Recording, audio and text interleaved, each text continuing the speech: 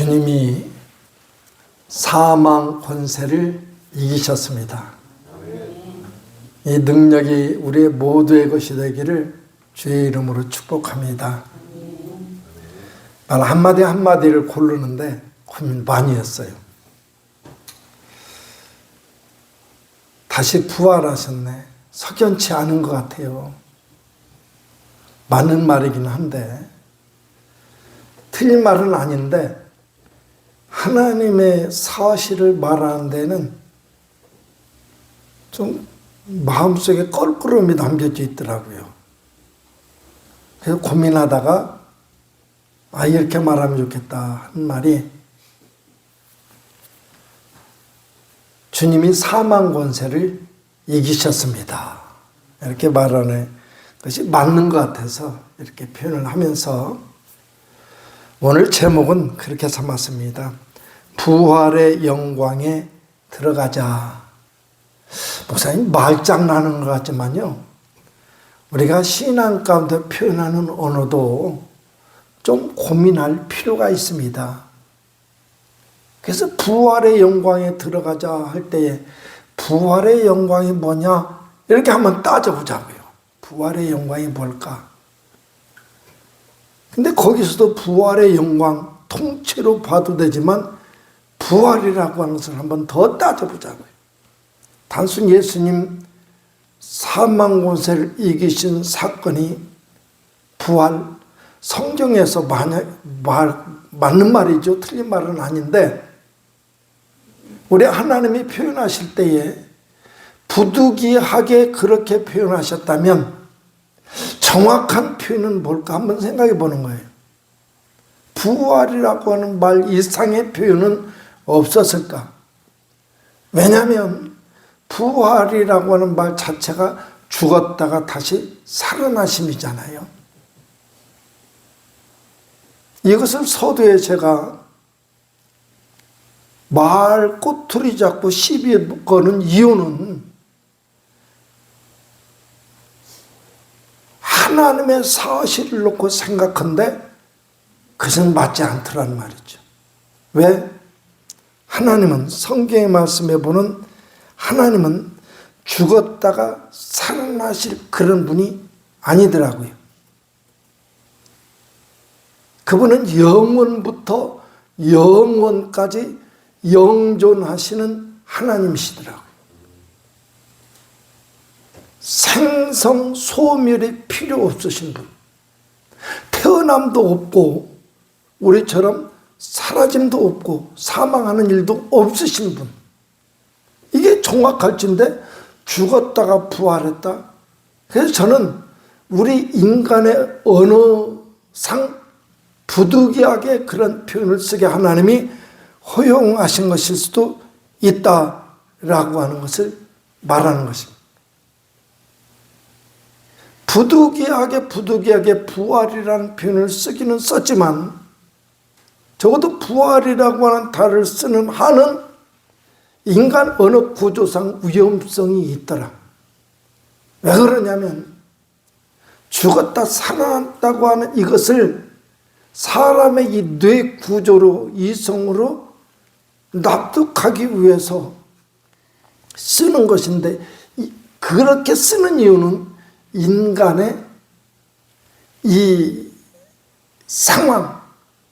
상황이라는 게 지금 현실 이 상황이 아니라 이 육신의 생리학적 이 생명력이 사라져버리는 죽음, 이걸 누구든지 겪어야 되니까 이 상황을 놓고 이해하려면 부활이라고 하는 것이죠. 사람의 이해로 접근할 때는 부활이라는 표현을 쓸 수밖에 없습니다.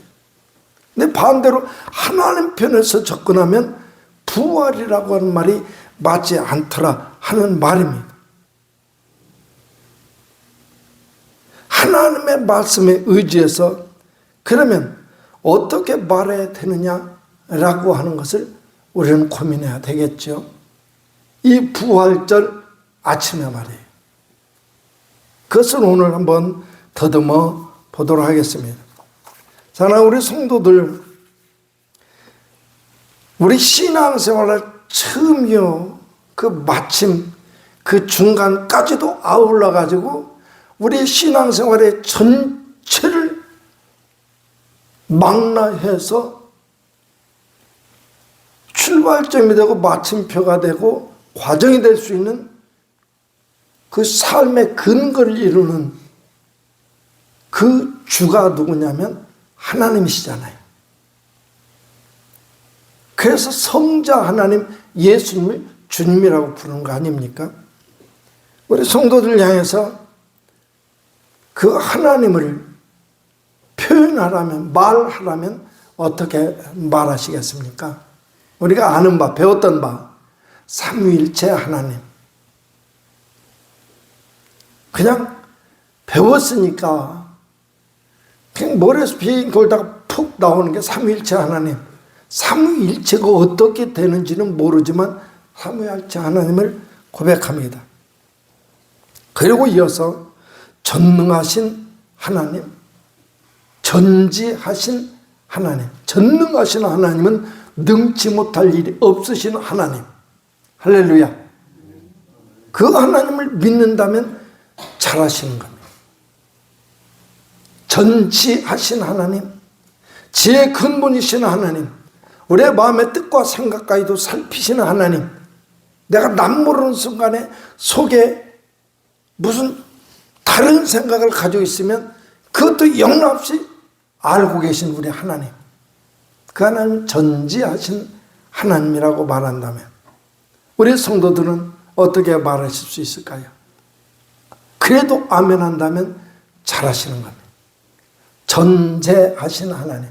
내가 어느 곳에 있든지 나 홀로 겪는 것 같은 고난 속에서 아무도 내 형편과 처지, 내 마음 씀씀이 모든 것을 모르는 것 같아도 그 하나님은 아시지. 내가 어느 곳에 있든지 나를 지켜보고 계시고 위험한 순간에 나를 지키시되 내가 잘못된 길을 갈 때는 안절부절하시는 하나님, 그 하나님이 믿어진다면 그 하나님이 바로 전제하신 하나님. 불 다 끄고 혼자 캄캄한데 혼자 있어도 나를 양납시 꿰뚫어 보시는 하나님. 그 하나님이 고백될 때 이렇게 고백하는 것이죠. 얼마든지 우리 입에서 나올 수 있는 표현들입니다. 그뿐만입니까? 마지막 날에 심판주로 다시 오실 하나님. 이 세상 어떤 인생이든 누구나 끝없이 우리가 살아가는 이 역사, 세상 역사의 종말이 되었을 때에 이 세상을 살다가 누구든지 하나님의 판단 앞에 서게 될 것이다. 심판주 하나님을 고백하는 내용 속에 담겨진 이야기들입니다. 그 얘기를 하면 무시무시하기도 하지요. 뿐만이 아닙니다. 그 하나님을 바라볼 때에 사랑의 하나님이라고 말합니다. 사랑의 하나님이라고 할 때 우리 성도들은 무슨 생각이 떠오르십니까? 그 하나님이 이 세상 만물의 주권자요, 모든 것의 근본이 되시고 창조주가 되시고 우리처럼 형체를 가지신 분이 아니시로되 우리 인생에게 자신을 드러내시기를 즐거워하시는 분. 그래서 말씀을 기록하게 만들고 육신이 되어 이 땅에 오셨고 오늘도 설교 속에 우리에게 찾아오시는 우리 하나님. 자신을 기꺼이 드러내시는 하나님. 이 하나님의 사랑의 얘기를 하게 될 때에 맨 첫 자리에 있어야 될 하나님의 내용이 아니시겠습니까? 그뿐만 아니라 성경을 보았더니 그분은 세상 인류를 구원하시려고 작업에 들어가시는데 먼저 아브라함을 선택하시고 그 자손된 이스라엘을 선택하시고 그들과 끈질기게 관계를 맺어가시면서 내가 여기 있다. 너는 나를 인정해라. 나를 바라봐라. 그러면 나는 내 하나님이 되고 너희는 내 백성이 될 것이다. 그 백성을 줄기차 귀천스럽도록 참변하시고 간섭하시고 이끌어 가신 그 하나님은 분명 사랑의 하나님입니다. 우리 하나님은 그렇게 고백을 합니다. 이 하나님이 일하실 때에 우리 인간과 관계를 맺으시며 역사를 한 손에 쥐고 세상을 한 손에 쥐고 움직여 가실 때에 그 하나님이 하시는 모든 일들을 은혜라고 우리는 말하는 것인데, 마태복음 3장 9절 말씀으로 봤더니 그럽니다. 속으로 아브라함이 우리 조상이라고 생각하지 말라. 내가 너에게 이르노니 하나님이 능히 이 돌들로도 아브라함의 자손이 되게 하시리라. 그런데도 불구하고 끝까지 외면하고 거절하고 뿌리쳐도 그분은 끝까지 악착같이 나는 너 아니면 안 된다. 고집하시는 그 하나님 사랑. 왜요? 제가 뭐 하나님 앞에 뭐 볼 것 있다고? 뭐 대단한 인물도 아닌데요. 그럴 때 만나는 단어가 은혜입니다. 거저 베푸시는 사랑, 그 은혜의 하나님. 이 하나님에 대해서 말하게 될라 치면 이런저런 많은 얘기를 하겠죠. 이 하나님이 하시는 일들을 쭉 살펴볼 때 한 가지 원칙은 가지고 있더라고요. 하나님이 원칙 없이 행하시는 하나님이 아니에요. 원칙은 하나 딱 가지고 있는데 그 원칙이 뭐냐? 하나님께서 뜻을 정하시는 것은 반드시 이루시더라. 할렐루야. 하나님이 뜻을 정해 놓으신 것은 반드시 이루시더라 하는 원칙입니다, 여러분. 저 우리 성도들 향해서 사랑의 뜻을 정하셨다면 반드시 이루십니다. 어떻게 해서든지 어리석어서 밀어내서 그 뜻 알지 못해가지고 죄 가운데 굴러 뒹굴뒹굴 굴러 하나님을 거역해도 그분은 주님의 보혈로 씻어주시고 이렇게 저렇게 씻어주시고 순종하게 만들고 복종하게 만들어서 하나님 앞에 세워주시더라. 장로님 벌써 생각이 통하는 거 같네, 웃으시는 거 보니까. 제가 어렸을 때 그런 놀이 많이 했어요. 개구리를 잡아서 팔딱팔딱 뛰려고 그러죠. 팍 쳐버려요. 그러면 쭉 뻗어버려요. 이해가 가셔요? 할렐루야. 그러니까 거절하지 말자고요. 하나님의 뜻 외면하지 말자고요. 거절하지 말자고요. 순종하는 게 복인 줄로 깨달으시기를 축복합니다. 왜? 그렇게 해서라도 영원한 멸망의 자리에 처하지 않기를 원하시는 하나님의 사랑 때문입니다, 여러분. 그 사랑이 우리와 함께 하심에 감사할 수 있기를 주의 이름으로 축복을 드립니다. 우리가 순종하든지 거절하든지 하나님의 뜻은 반드시 이루어집니다. 적어도 하나님의 당부의 말씀, 그 명령의 말씀, 그 말씀의 크기가 어떻든지 얼마나 강력한 것이든지 때로는 설득하고 이해시키려고 하는 방법으로도 통하지 않을 때에 하나님 포기하시는 게 아니라 그래도 끝까지 나를 잡고 씨름하시는 하나님이시더라. 나는 게을러도 그분은 부지런히 일하셔서 그 뜻을 이루시더라 하는 것입니다. 그렇게 하나님은 하나님이 정하신 뜻을 반드시 이루시는 하나님이신 것을 깨달으시고, 우리 성도 하나님과 관계 맺어갈 때에 그 하나님 앞에 이왕이면 빨리 신속하게 순종에 들어가시기를 축복합니다. 그럼에도 불구하고 그렇게 하나님은 정하신 뜻을 이루어 가시는데 우리의 삶의 주변을 바라보다, 우리 삶의 지금 세상을 바라보다 보면 뉴스를 보다 보면 보기 싫은 것도 많잖아요. 어쩌면 이렇게 죄 짓는 것도 많은지, 죄도 참 가지각색이 죄가 세상에 관영한 것을 봅니다. 그러면 하나님 앞에 신실한 사람들은 그런 질문이 나올 거 아니에요. 이건 뭡니까? 하나님이 살아계시면 왜 이런 일들이 세상에 있어야만 됩니까? 처참한 광경이 벌어질 때마다 신앙생활 터는 하나님과 관계 맺음에 대한 회의감도 들 때도 많이 있습니다. 더더군다나 오늘날 보면 전쟁이 일어나고 등등등등. 자칫 이런 상황 속에서 신앙을 포기할 우려도 있습니다. 그럴 때 하나 잊지 마세요. 그럼에도 불구하고 하나님은 여전히 그 사랑을 포기하신 것이 아니라고 하는 것입니다. 그러면 어떻게 설명하실 수 있습니까? 딱 하나예요. 사랑 많으신 하나님 속에 그래도 한 명이라도 더 구원시키시려고 죽어가는 거 볼 수가 없어. 사랑하는 인생이 죽어가는 것을 볼 수가 없어. 멸망당하는 것을 볼 수가 없어.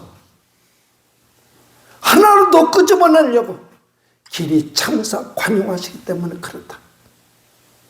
할렐루야. 그 속에 내가 있고 우리 성도들이 있어. 그래도 감사하지 않을래요. 그 속에 있는 겁니다. 우리가 대단해서 구원받은 게 아니더란 말이에요. 길이 참으사 관용을 베푸시는 하나님의 은혜 속에서 우리가 구원받 얼마나 감사합니까?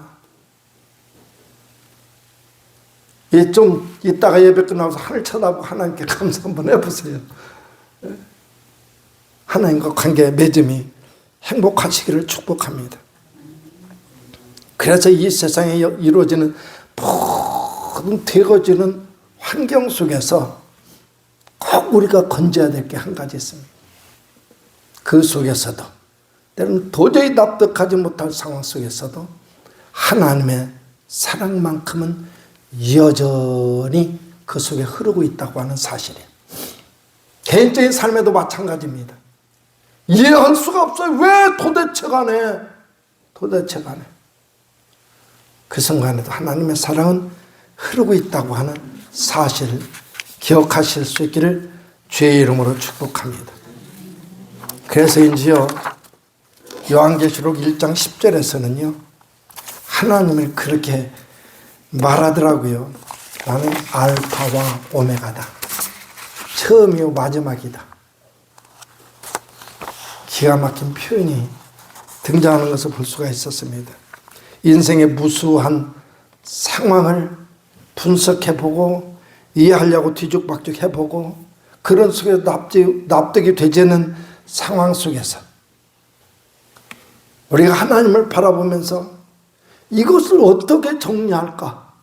어떻게 예수 믿는 사람으로서 어떻게 이 사실들을 말할 수 있을까? 아까도 말했듯이 하나님의 사랑만큼은 분명히 흐르고 도도하게 흐르고 있더라. 그게 하나님의 사실입니다. 그게 하나님에게 있는 존재하고 있는 하나님의 사실이에요. 그래서 우리에게 가능성이 있는 겁니다. 못하나 잘해야만이 하나님의 사랑이 있고 잘못하면 무서운 심판이 있고 이러면 이거 우리에게 가능성이 하나도 없습니다. 여러분에게는 가능성이 있다고 생각하십니까? 없어요. 얼마나 죄인인데요. 하나님 앞에서는 있잖아요. 누구를 미워하기만 해도 그게 살인이래요. 여러분, 살인. 미워하기만 해도. 우리 성 하루에 얼마나 많은 살인을 저지르고 있습니까? 끔찍하잖아요. 그 하나님의 은혜만이 도도한 강을 이루고 흐르고 있음을 깨닫고 그 하나님의 사랑을 늘 삶 속에 쳐갈 수 있으면 그게 복이라고 깨달으시길 축복합니다. 부활의 사건도 그렇게 이해하면 됩니다. 부활의 사건. 왜냐? 부활의 사건. 이해하게 될 때에 부활의 사건, 이것은 사라졌던 생명이 다시 돌아오는, 회복되는 것이잖아요. 근데 하나님에게 서두에 말했듯이 생명이 사라진 그 순간에 있을 수가 없는 거예요. 도저히 생명, 그분은 생성 소멸 필요 없으신 분. 그래서 하나님의 하시는 모든 일들은 우리에게는 사건이 되되 하나님에게는 사건이 아니라 하나님의 사실이 됩니다. 하나님의 사실. 하나님의 사실로 보면 마땅히 당연히 사망 권세가 해칠 것 같아도, 그 무덤에 집어넣은 것 같아도 죽을 수가 없는 겁니다. 죽을 수가 없는. 하나님의 사실이라는 측면에서 보면 부활이라기보다는 사망 권세 이겨낸 사건이다 라고 말할 수 있는 것이죠. 왜? 하나님은 영원한 생명이 되기 때문에 그렇다라고 하는 것입니다. 그렇기 때문에 그 하나님이 머무시는 곳, 하나님이 계시는 곳, 하나님의 사실이 머무르는 곳, 그곳에는 생명 현상이 가득할 수밖에 없죠. 우리 성도들의 심령 속에 하나님이 머물고 계십니까? 여러분들의 가정 속에 하나님이 머무르고 계십니까? 하나님이 머무른다는 사실이 생명을 깨닫기 바랍니다. 죽으면 가는 것이 천국, 그것만이 아니다. 궁극적으로 왜 그러냐? 인생 살면서 사망 권세가 집적되고 여전히 존재하기 때문에 이 모든 것이 끝장나야만 되는 것이기 때문에 죽음 이후에 간다 하는 표현도 틀린 말은 아니지만, 그냥 오늘 우리 삶에서 죄의 권세, 이걸 이겨낼 수만 있다면 생명의 자리에 내가 있음을 고백해도 될 것입니다. 이 하나님을 모신 삶은 근본부터가 다를 수밖에 없어요. 근본. 신앙생활의 시작이 어떻게 되었던 점점 하나님의 사실에 가까워지게 되고, 하나님의 사실에 가까워졌을 때 처음에는 교회 나가면 위로가 되고 힘이 되고 등등, 막 교회 다니는 사람들 우리 질병도 고쳐지고 문제가 해결받고 이런 욕구도 좋아요. 나쁜 거 하나도 없어요. 그런다 나중에는 결국에서 하나님께 집중해서 하나님과 매칭이 이루어지다 보면 하나님의 사실로 나아가게 됩니다. 그리고 그때 주어질 수, 나도 모르게 속에서 역동적으로 움직이기 시작한 것은 하나님의 생명입니다. 그 결과는 역시 생명이 되겠지요. 그 생명이 요동치는 증거, 우리 성도들한테 오늘 이 부활절 아침에 그 생명이 요동치는지 여부를 한번 점검하시도록 내가 말 한마디 툭 던져봅니다. 사랑하는 우리 성도들, 오늘 예배드림이 우리 성도들 얼마만큼의 마음가짐을 가지고 참여하게 되는 것입니다. 주님이 좋아서 주님의 이름을 부르는 것만으로도 마음이 설레이고 두근거리고, 그러면 아멘 좀 하셔요. 그래야 기분 좋을 거 아니에요. 목사님이. 우리 성도들이 그러니까 하나님의 생명이 요동치면요 주님이 좋은 거예요. 왜 교회 다녀요? 좋아요. 뭐가 좋은데? 몰라요. 좋은데도 이유 있어요. 그냥 좋아요. 이렇게 되시길 축복합니다. 주의 이름 부르기만 해도 감사하고, 먼 하늘 이상한 구름만 봐도 행여 우리 주님 오시는가 해서 마음이 두근거리고 심령이 울컥해지고 하나님을 사랑하는 증거가 됩니다. 여러분, 이런 사람에게는요 말씀대로 살지 못했을 때에 기본적인 우리가 얘기가 있잖아요. 신앙생활 때 예배도 잘 드리고 등등등등 막 기도 생활도 하고 뭐 등등 이런 얘기들 다 망라해가지고 그렇지 못했을 때 내 자신의 모습은 내가 더 잘 알잖아요. 그때 하나님이 두려워서 고통 때문에 고통을 느끼는 것이 아니라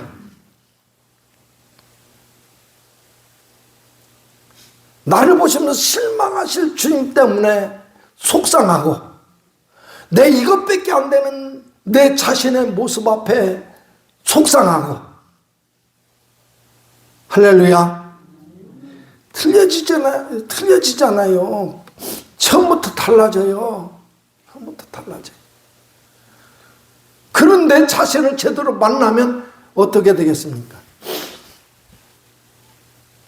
두 무릎이 자신도 모르는 사이에 주님 앞에 꿇려지는 겁니다.